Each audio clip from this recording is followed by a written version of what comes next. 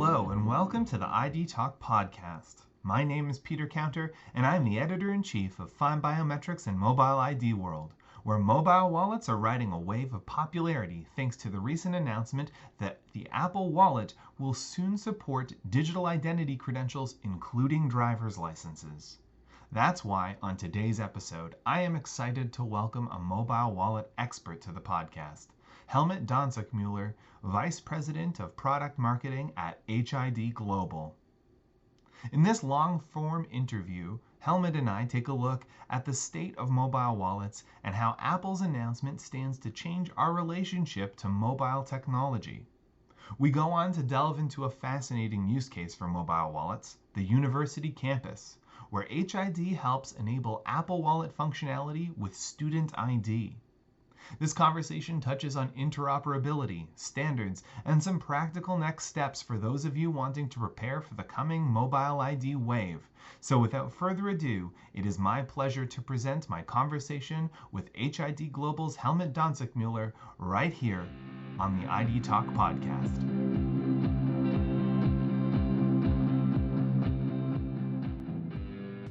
Helmut, thank you for joining me today on ID Talk. Thank you, Peter. Nice for having me here.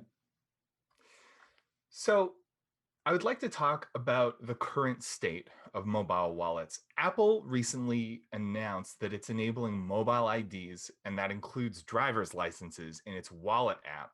And my question is, how do you expect this to change consumers' relationships with their smartphones? Apple also said it will come with iOS 15, which is currently announced in fall this year. So it will take some time. But coming back to your question, how will this change user behavior or consumer behavior and relationships? Using the iPhone and having a wallet there, which formerly maybe just secured my credit card, now I'm using it to open the door, maybe storing a driver's license there. It's a great thing because you might forget your wallet, but usually people do not forget their phone when leaving the house. It brings customers, consumers, users of the iPhone into a position to use it for an additional use case. So it broadens the offering, and this is, I think, where it will also change user behavior. And this is the Apple effect you are aiming at. It changes the perception of the users, how they deal with identity, and what's behind an identity, how to protect it, how I'm able to use it, and where do I use it and where do I share it. And we are heavily collaborating with Apple and many others in this standard, making sure that this wallet will become seamless and the certificates which are used are having defined interfaces which guarantee a seamless user experience across different use cases. As you mentioned, this new Apple Wallet functionality is not going to come into September. The idea of these mobile IDs, they're still rolling out. But mobile wallets were already a popular technology before this announcement, and they were primarily associated with payments. You'd store your credit card information in there, use them for online and offline payments. With the shift toward touchless finance, how did the pandemic affect users' attitudes towards mobile payments? So first of all, I don't think that the mobile wallet has changed the user's attitude a lot by the pandemic. I would rather say the need for contactless payment, for example, has changed it. But when you think about contactless payment, you immediately would also think about security. And this is where the mobile wallet can contribute a lot and provides higher security and more convenience to the user. So it was the need of contactless interactivity, which then has raised a higher need for the mobile wallet, not the other way around. Now, that kind of leads me to my next question. You already mentioned that this is part of a larger ecosystem. We're talking a lot about the wallet app, which is just the user-facing component of it, what are the components that go into enabling the full, secure, and convenient mobile wallet ecosystem for consumers and relying parties? There is the big ecosystem with an existing technology like payment, and we are just using it very naturally. And now Apple is starting to expand it, using it for ticketing, using it for events, for public transport, maybe using it for driver's licenses as it was announced on the 7th of July within the Apple announcement. But this is for me just, yeah, I would say another aspect of it. And many more will follow because every process which needs an identity will start using it and will therefore become more seamless for the user. So now I'd like to sort of pivot here to talk about a specific use case that I know HID is involved with, and it has to do with student ID. How do student IDs work within the Apple Wallet right now, and how does HID technology facilitate this type of integration? What's really important is that we didn't start student IDs with any wallet. Universities approached HID and told us how clumsy the process and how expensive the process is, equipping students every year with cards, identity cards in form of plastic. And we then agreed, okay, let's do a project together. And we did it with the Arizona State University a few years ago. And at this time, it was just a mobile credential stored on a phone. And it just worked. But at this time, we had the challenge of draining a little bit of the battery power because we were always listening whether a reader is in proximity of the phone. And if that's the case, we had to activate the mobile credential. When using the wallet, we are no longer draining the battery because now it is up to the phone and to the phone operating system taking care of that. So student ID was long before the wallet, but using it in the wallet is easier and more efficient than it was before. And that's why I think this will change the business a little bit because it will extend the business and it will grow the business because the advantage is becoming more and more when using the identity not just as another data point on the phone, but having the identity protected by the operating system and no longer draining battery power because of the better energy management of the operating system in the context of the wallet. And I'm going to ask you to maybe, I guess, do a little bit of future gazing here, but how do you see the recently announced Apple Wallet expansion affecting this student ID use case, if at all? It was a great promotion for the use case of having an identity in the phone,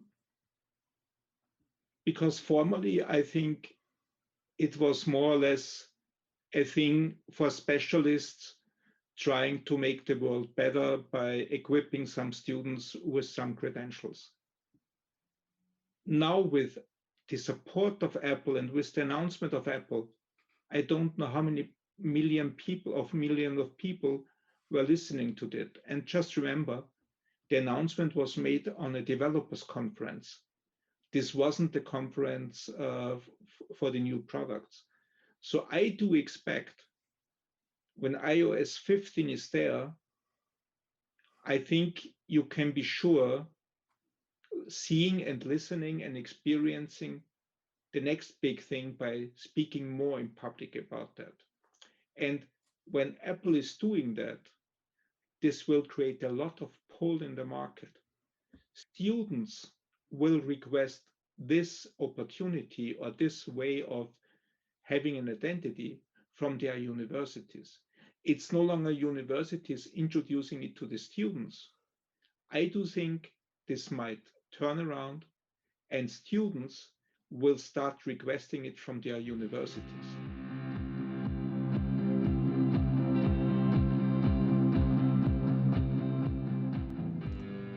Did you know that the HID OmniKey readers and the HID iClass SE reader modules include Apple's Enhanced Contactless Polling, also called ECP, to support credentials in Apple wallets? Users can securely store and use their credentials from their iPhones or Apple Watches to access physical and digital spaces and easily benefit from a wide range of services. Discover how HID Global and Apple Wallet can enhance your physical and digital spaces by visiting engage.hidglobal.com/L/extended access technologies-education or by clicking the link in the show notes on this episode. And now, back to the podcast.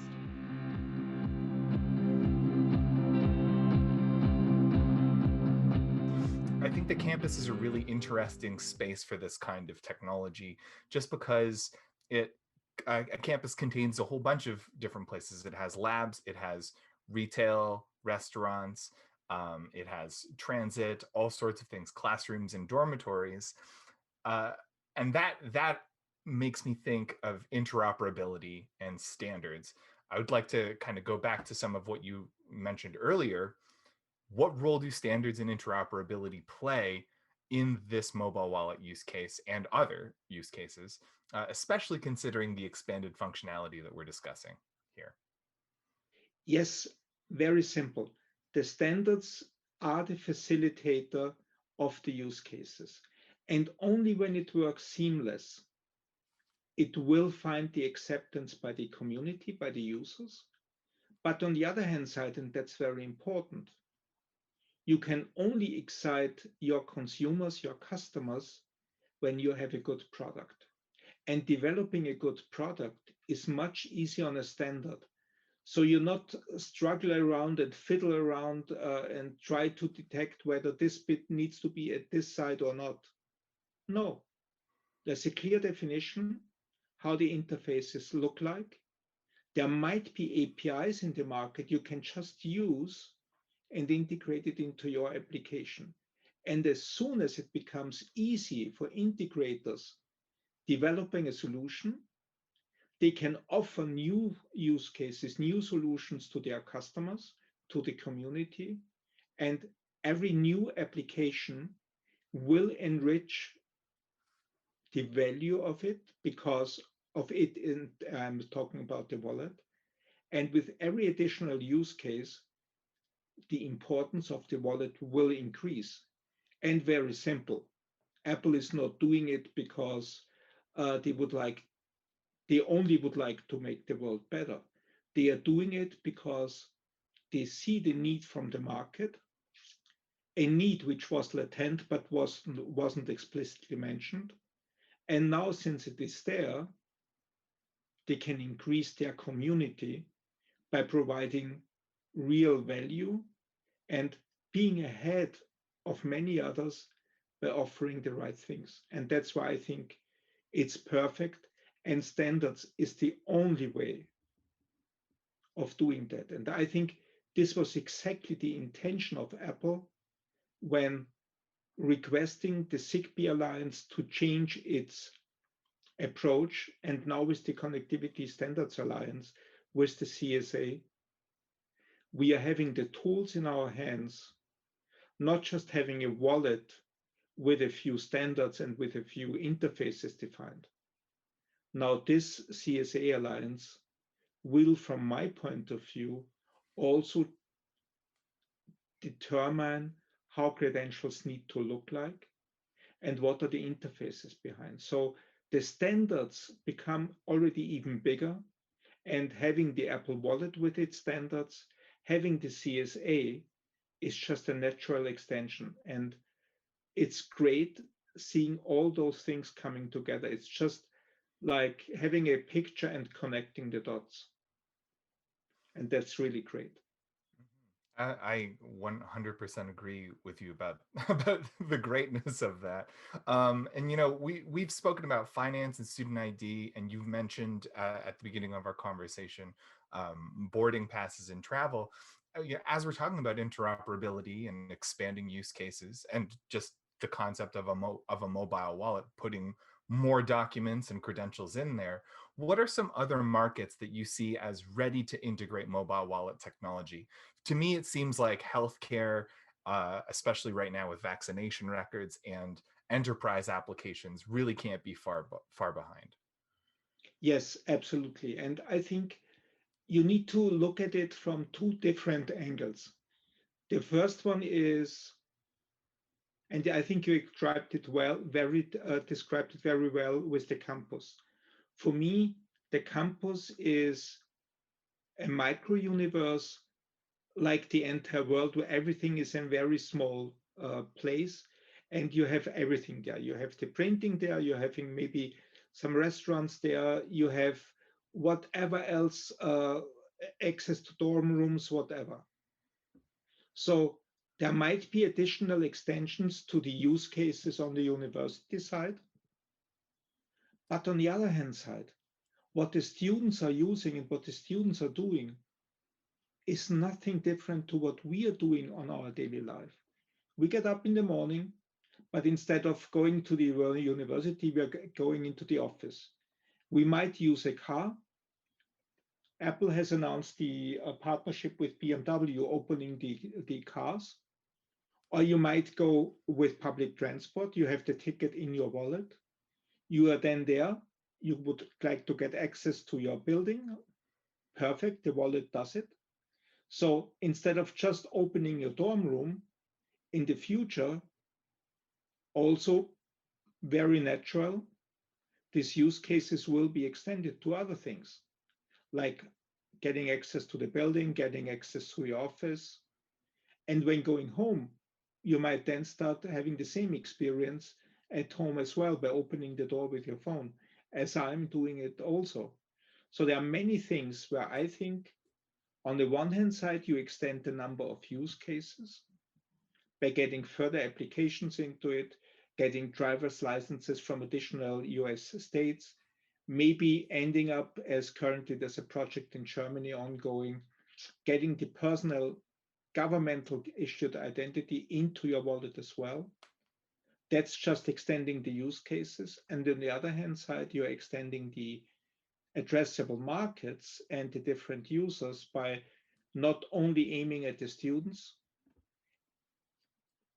equipping everybody who is having a phone with the ability to apply his identities wherever it's necessary. So use cases on the one hand side, and on the other hand side, the markets which are broadening.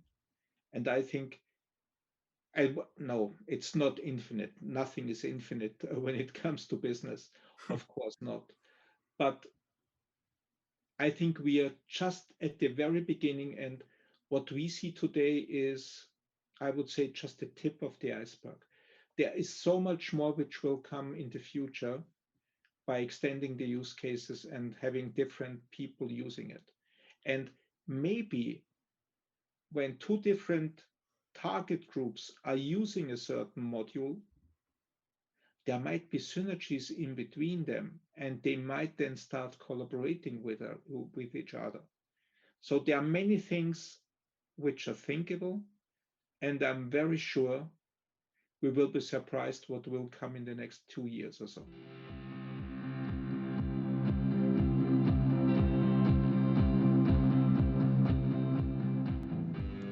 With HID Global's support of student IDs in Apple Wallet, students can seamlessly access their campus, use the university's libraries, buy their lunch at the cafeteria, print documents, make purchases, and much more, all by simply placing their iPhones or Apple Watches near an HID OmniKey reader or an HID iClass SE reader module.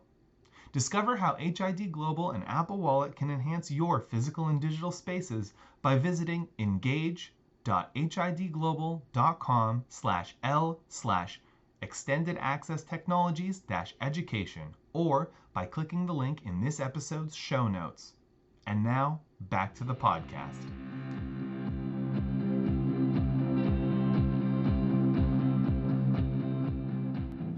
Well, I mean, it's extremely exciting to think about all of these things. I've been working in this industry for a very, very long time, and we've talked about these potentials, and now it really does seem like we're on the verge of a mobile ID, Apple Wallet, mobile wallet wave that is actually going to come to fruition and start changing our lives in all of these very powerful ways.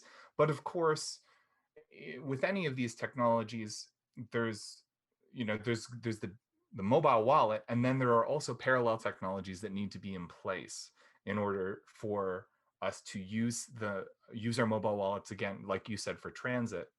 What kinds of parallel technologies need to be in place to support mobile IDs and digital wallets so that they can meet that full potential that you were alluding to at the end there? Peter, let's go back a little bit to the question from before regarding healthcare. In healthcare, we are having the challenge of protecting the identity of a person, and as usual in healthcare, I would say almost everything is private. What happens in healthcare in the context of my own person, but it's not just keeping it secret on which disease I'm having or which medicine I'm looking for. It's also that we need to protect certain vaccines, maybe certain drugs, and we need to manage and we need to control their usage. So healthcare is not just only protecting the patient and securing his privacy data, it's also the healthcare systems, the hospitals, the pharmacies protecting drugs and fulfilling legal obligations for controlled substances. So this is for me a very important extension of the business by making sure that when expanding to different use cases, also considering it's not just the individual, it is the backend also. It is the pharmacy protecting drugs which need to be controlled, the controlled substances. And on the other hand side, what's also missing, and where we have to be careful not forgetting about it, it is the entire backend system, all the cloud solutions in behind.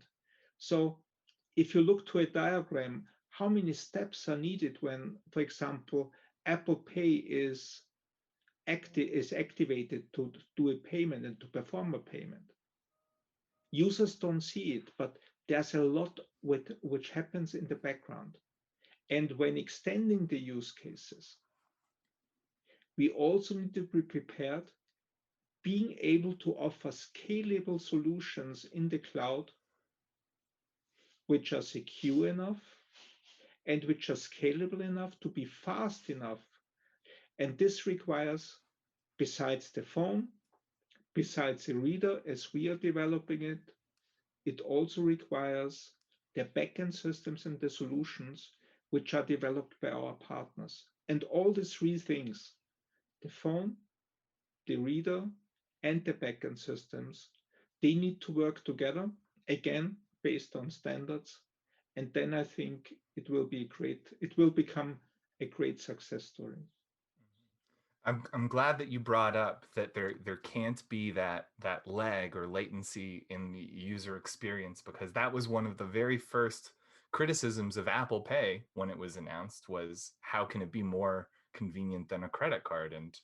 And all of those back-end systems that you're describing there, that whole full ecosystem, is exactly how it's become such a natural thing that we use. So yeah, fantastic. Now, obviously, we're talking about a very big idea here. There are people listening to this podcast that might be wondering, well, what's the first step for my organization if I want to integrate mobile wallet functionality into my operations? And what would that first step be? The first step, I think those people already did the first step because they're excited and curious about the ideas and the use cases behind that. That's the first step. The second step might then look on our webpage, get additional material from wherever you come from, because I'm quite sure when you're looking for integrated, seamless solutions, you will end at the HID webpage anyhow. And therefore, I think our webpage is designed and you will get all the information you need. But don't stop looking at HID. Look to the others as well, because the value of a solution only comes when you see the differences. So look to the others as well. Look to all the others which have been announced by Apple, and I'm quite sure you will come back to us anyhow. Fantastic. Well, that kind of leads into my last question here, which is how can listeners get in touch with you to learn more about the topic that we discussed today? Very simple. I think this podcast could be quite successful, so I do not want to publish my email address here directly. Go to our webpage. There will be a link. Just click on it, because this will help you, regardless from where you come from, the US, the APEC region, the Asian region, or maybe Europe or Latin America, whatever it will be. There is always a local guy, a local colleague of mine, and these people can help you as well. And I'm always in the background as well. Fantastic. Well, I'll be including that link in the show notes. So if you're listening, just open your device and click on over for more. And I think that's just about everything. So Helmut, thank you so much. This has been a great conversation. I've learned a lot and I had a great time talking to you. Thank you, Peter. The pleasure was also on my side.